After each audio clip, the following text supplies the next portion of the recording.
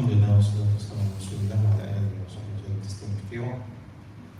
Inshallah, we are going to continue the book of Seerah, which was written by Imam Ibn Hisham, رحمه الله تعالى. We came to the chapter which says علم السيرة في أدواره المختلفة. The science of history or seerah. We mentioned before the difference between history and seerah, right? So seerah is a special part of the history, which talks about the lifetime of the Prophet sallallahu alaihi wasallam. See, this knowledge had many different phases, أدوار المختلفة, many different stages and phases. He said, وَلَمْ تَنْقَطِعِ الْعِنَايَةُ بِالتَّأْلِيفِ فِي السِّيرَةِ إِلَى يَوْمِنَا هَذَا. He said, caring about this knowledge, caring about writing in the seerah hasn't stopped until our day, until today, until to date, hasn't stopped to date. So until this moment, as we speak, the writers and the scholars, they take care of this knowledge and they try to write down books talking about the seerah, the lifetime of the Prophet ﷺ. Of course, they wouldn't bring something new, but they would summarize it, they would write in different styles to make it, interesting and close to the minds of Muslims. And also, they would glean benefits of the incidents, and they would glean lessons from the incidents, and to, subhanallah, embody this knowledge in the life of Muslims. We need to embody that. We need to live up to this level. He said, إلا أن الموضوع في ذاته ليس أمرا يقوم على التجارب أو فكرة يقيمها برهان وينقضها برهان. شأن النظريات العلمية التي ترى اتصال العلماء بها اتصال تجديد وتغيير على مر السنين وإنما هو أمر عمادة النقل والرواية. Said, however, the topic in of itself is not something actually built on experiment, right? Experiments, no. Or it's an idea which is being proven or refuted, like all the scientific theories. No, it's not a scientific theory. This knowledge of seerah is not a scientific theory which actually handle or tackle or is being tackled by the scientists throughout the history, right? It's not something actually we try to experience every time or try to discover. It is something that has already been established, right? And it's not like the scientific theories that depend on the connection of the scholars, right, to it, and it can be changed throughout the history. No. So the seerah cannot be changed, right? But what happens? It actually said, إنما هو أمر عمادة النقل والرواية. It's about verifying and mentioning the authentic narrations, right?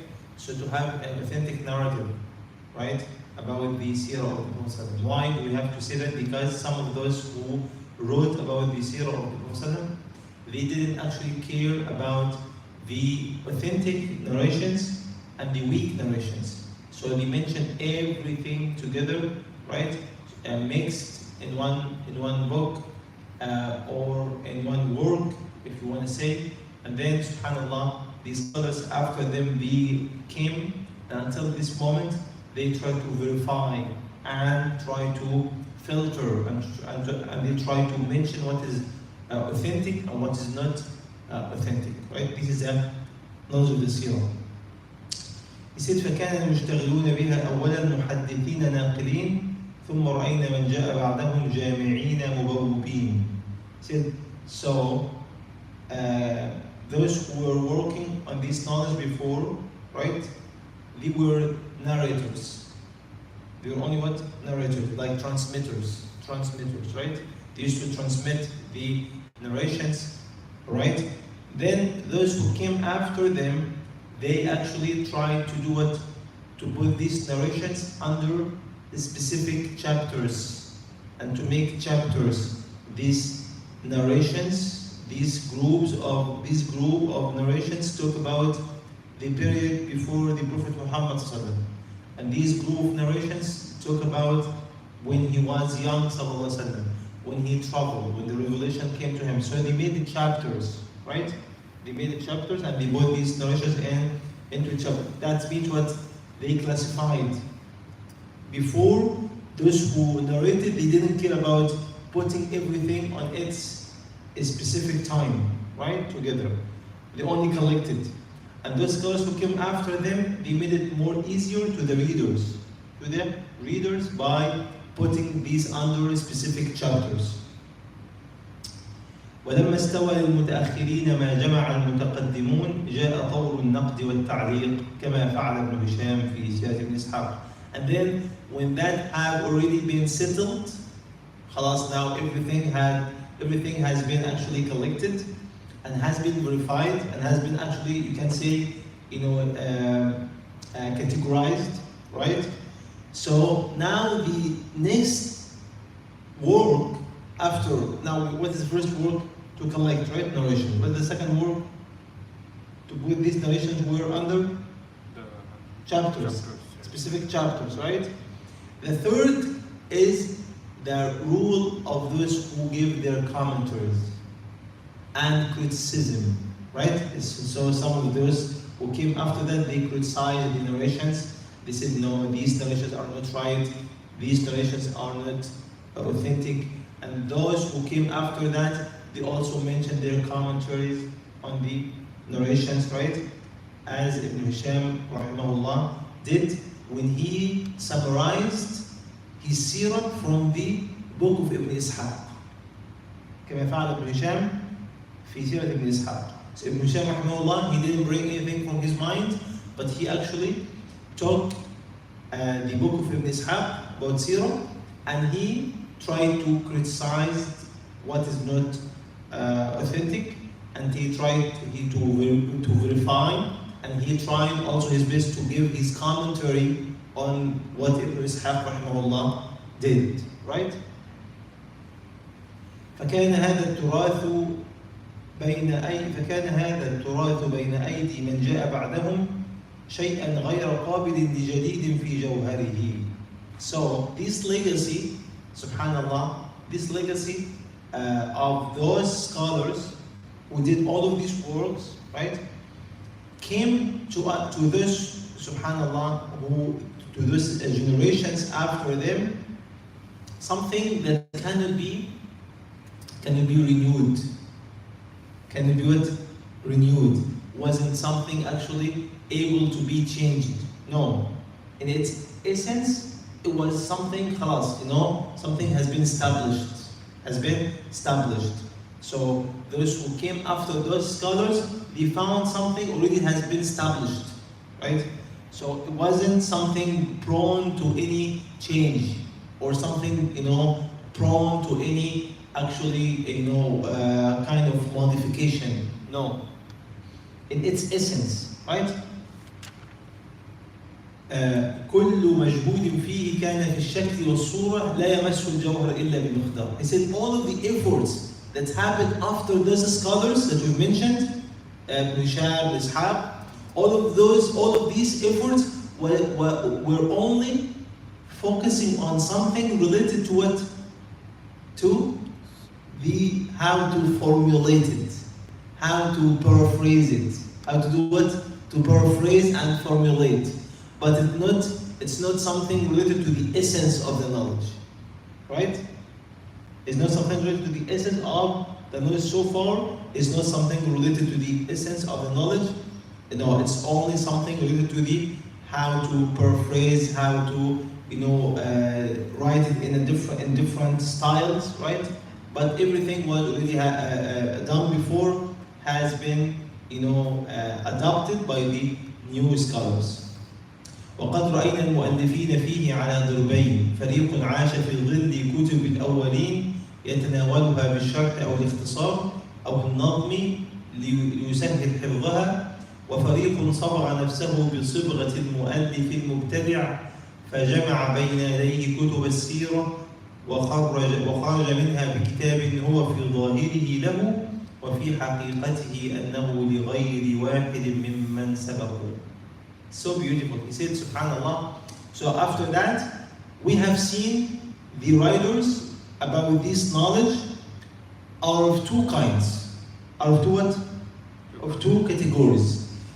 Or two teams. The first group, the first kind, those scholars who actually focused on the books of those earlier writers. Focus on their books means what? He didn't write anything from his own mind, but he only focused on these books to explain them and to summarize them, right? So he actually got the books of the earlier scholars as they are, and what did he do? Only summarize or explained. But he didn't ascribe anything to himself. He didn't say, this is my book. He said, no. For example, this is Ibn Hisham books. This is a book of Ibn Hisham. He said, I am going to explain or summarize what Ibn Hisham has mentioned. That's it. Right? Or he put it in a form of poems, right? To make it easy for those who want to memorize, right? So he takes the book and he put it in another formula, right? From the prose, this is the prose, right? From the nath it was shi'r. So he made kind of shi'r, poetry, right? To make it easy for those who want to, memorize the seerah. But he didn't bring anything out of his mind. The first group of scholars. The second group of scholars, they did what they said, no, I'm going to actually write my own, write the seerah according to my own style, right? So what did he do? Actually, he collected the books of the seerah from everywhere, not from a specific writer, from everywhere. And then, eventually, out of these books, he brought his own unique book. And he ascribed this book to himself. So apparently, this book belongs to him. But actually, in reality, this book has been also coming from where has been collected from the previous books. But he didn't say this book is, an explanation to Ibn Hisham or Ibn Ishaq. No, he said this is actually my book. I have collected everything from it according to the previous books in general, right? You got it? But he put it into writing according to his style. He put that into writing according to his own special style, right? So he said this is a book of like Rahiq al-Makhtoum. Rahiq al-Makhtoum, the writer, he didn't say this book is an explanation an explanation to the book of Ibn Hisham, right? He didn't say that. Who wrote Rahiq al-Makhtoum? Al-Mubarakfuri. Al-Mubarakfuri, may Allah subhanahu wa ta'ala give him reward, right? The great reward. So Al-Mubarakfuri, he didn't actually say this is Rahiq al-Makhtoum is an explanation to the book of Ibn Hisham. No. What did he do? He went everywhere and he read, right, seerah from many books, and then he put all of this into his own unique book after he verified everything and after he made sure everything is in his book is authentic. So this is actually what he did, right? He said we will mention from the second group Ibn Faris, the linguist, right, scholar who passed away بالري المتوفى بالري. نذكر من الفريق الثاني ابن فارس اللغوي. اللغوي means the linguist, person who was actually caring about the language, and he passed away in الري at 395 بعد الهجرة. 395 years after the Hijrah. ومحمد ibn Ali ibn Yusuf al-Shami. Also this man passed away 600 years after Hijrah. وابن أبي طي يحيى ibn حميد المتوفى سنة 630 هجرية. Also this man, this scholar, he passed away 630 years after Hijrah.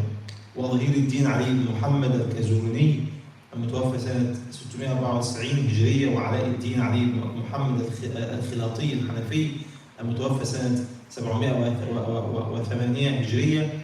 وابن سيد الناس البصري الشافعي المولود سنة 661 هجرية والمتوفى سنة 734 هجرية. وشهاب الدين الرعيني الغرناطي والمتوفى سنة 779 هجرية. وأبا عبد الله محمد بن أحمد بن علي بن جابر الأندلسي المتوفى سنة 780 هجرية. ثم محمد بن يوسف الصالحي صاحب السيرة الشامية المتوفى سنة 942 هجرية. وعلي بن برهان الدين صاحب السيرة الحلبية المولود بمصر سنة 975 هجرية والمتوفى سنة 1044 هجرية. وغير هؤلاء نقتصر على معرض. And others, we only mentioned some of them. So all of the scholars he mentioned, right? And he mentioned the actually date of their birth, some of them, and the date of their death, right? He said all of those actually they cared about writing books in Seerah based on their own styles, right? After they got the information, right? From all of those who were before them. He said from the first group who actually tried to do what? To explain and summarize the works of those who were before them. He said from the first group السهيلي وأبا ذر وكلاهما شرح سيرة ابن هشام. السهيلي وأبا ذر وأبو ذر, both of them explained the Seerah of Ibn Hisham. So what did they do now? They didn't write their own Seerah, but they took the book of the Seerah that was already written before them, and they did what? Only explain. وقطب الدين عبد الكريم الجماعلي المتوفى سنة 965 هجرية الذي شرح سيرة محمد بن علي بن يوسف. Also this man, he explained the Seerah of Muhammad ibn Yusuf. وقاسم ابن قطلبغة ملخص سيرة مغلطاي. وعز الدين بن عمر الكناني وكان له فيها مختصر. ثم أبا الحسن بن علي بن عبد الله بن أحمد السمودي المتوفى سنة 911 هجرية. So those scholars actually he mentioned them from the first group who only cared about explanations, the books of Seerah which were written before them, right? وممن نظم السيرة وصاغها شعرا عبد العزيز بن أحمد المعروف بسعد الديري المتوفى في حدود سنة 607 هجرية. Subhanallah. And from those who put the Seerah into poems. The poems like شعر, poetry. عبد العزيز بن أحمد, Subhanallah, and Abu al-Hasan فتح بن موسى القصري. Those actually two, وابن الشهيد, 3 scholars, he mentioned them here. They made poems or poetry about Seerah. So to be easy for the kids, especially for kids, right, to memorize, right? When you have the book of Seerah is mentioned in this kind of Subhanallah style, it's easier for everybody to memorize, and it's going to be interesting, more interesting, right? He said another kind. Now we mentioned 2 kinds of works of the scholars. The third one, he said نشأت الموالد وثم ضرب آخر من التأليف في السيرة هو من نوع التلخيص إلا أنه تلخيص لناحية خاصة من نواحي الرسول صلى الله عليه وسلم. Said, and there is another kind. Darb means kind, right? Another type of seerah. It's actually similar to giving summary. Giving what? Summaries. Like giving kind of, summaries to the seerah, but it's a special kind of summary. Has to do with the lifetime of the Prophet ﷺ, but some aspects of his lifetime. So now we say, okay, some of the scientists, okay, I'm going to write about Seerah, but not about the whole lifetime of the Prophet. No, I'm going to talk about, for example, his birth. Right? So they made only like a summary about the time, the period of his birth, only. And whatever is related to his birth. خلاص? You got it now? So now he only speaks about a special period of the seerah. Right? Not from the beginning till the end. No. Is to say I'm going to speak about the time of the birth of the Prophet, before his birth, and when he was actually, subhanallah, and the place that he was born at, and everything about his birth, and what happens before his birth, right? The signs that some people saw, right, before the birth of the Prophet ﷺ, right? And his childhood, right? So this was right, and the miracles that happened when he was young to him, ﷺ, right? And also like what happens before his birth, like the elephant story, right?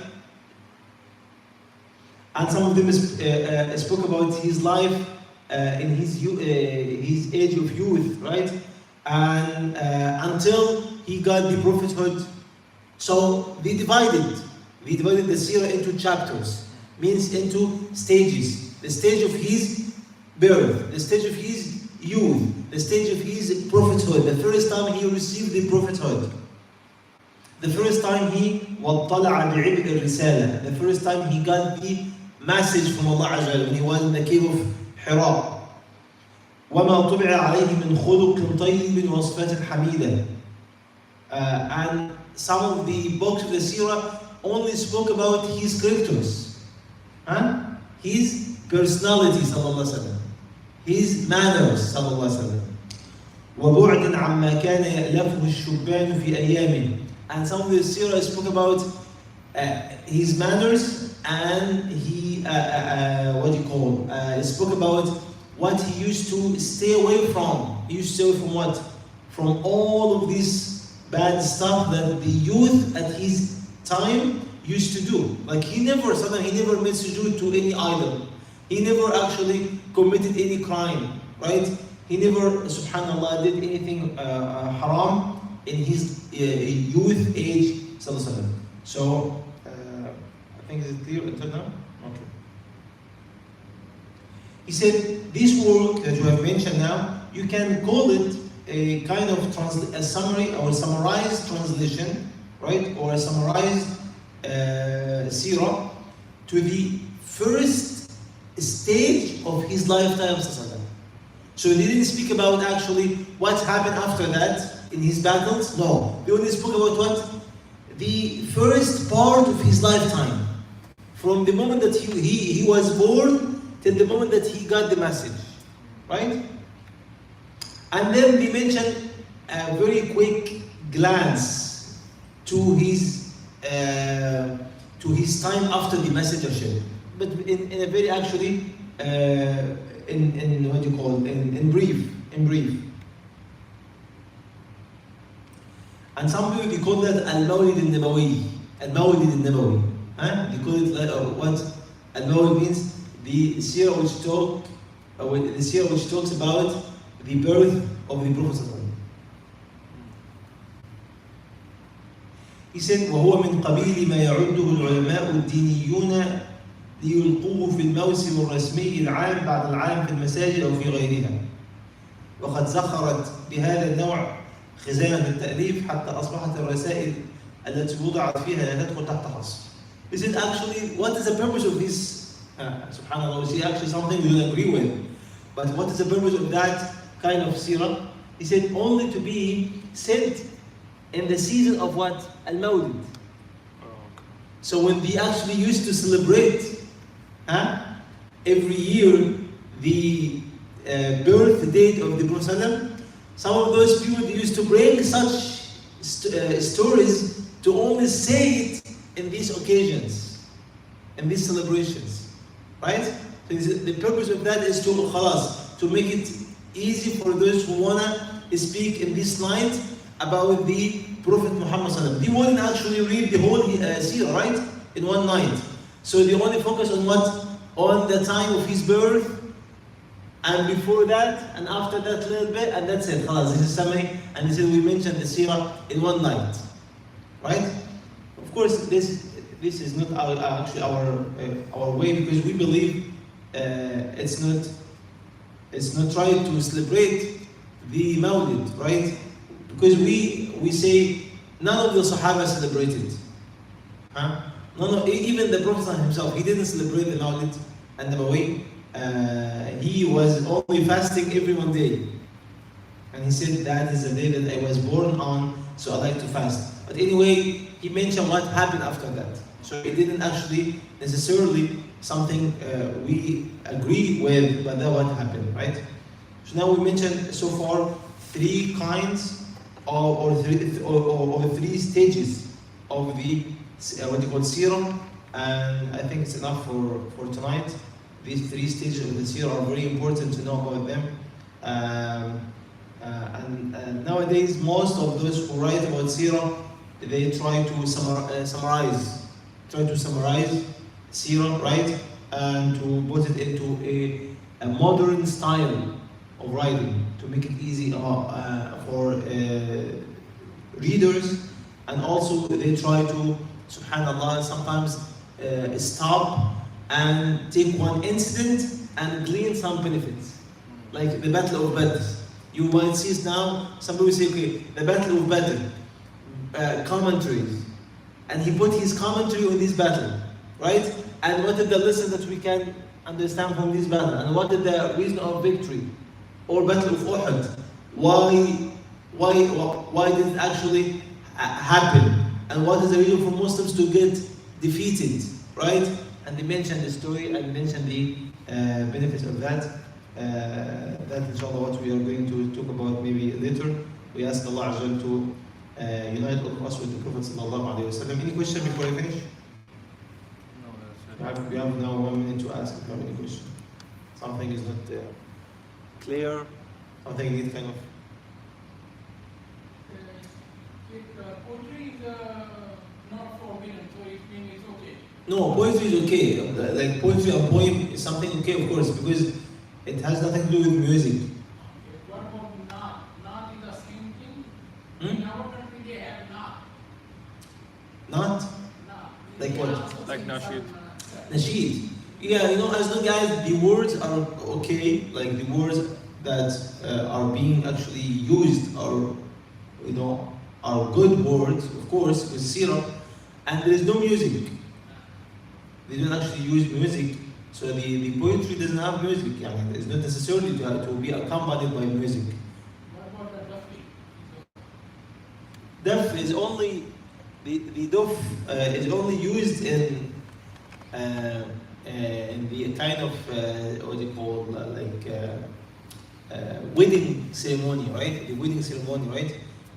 Just to announce that marriage, not to make it hidden. It's actually one of the sunnah to make the marriage known, so you know that who married who, right? So it's not actually right to marry secretly, because what might happen after that would be something people don't like to, you know, hear, right? So that's why duff is one of the ways to announce marriage and to make it, you know, known, right? Noticeable, to be noticeable, right, for everybody. But to use duff, like without, like sometimes also you can say in the kind of, you know, with used by the what do you call women together, right? If they are together only, right? And some say you can, or you can also say even kids can use it in the a'yad, right? In the a'yad, right? But they said, have you ever heard that Abu Bakr as-Siddiq was using duff himself? Or Umar, or the Sahaba, or the Sahaba, or the Prophet himself? It didn't happen. The Prophet himself, he said he allowed for women to use it, right? When they are together, alone. Huh? So, but he never did it. And Abu Bakr as-Siddiq never did it. Umar never did it, right? So nowadays we see some, subhanAllah, grown men, they're like, you know, and playing, it's not actually proper to be done like that. We ask Allah to make it easy for us to understand, and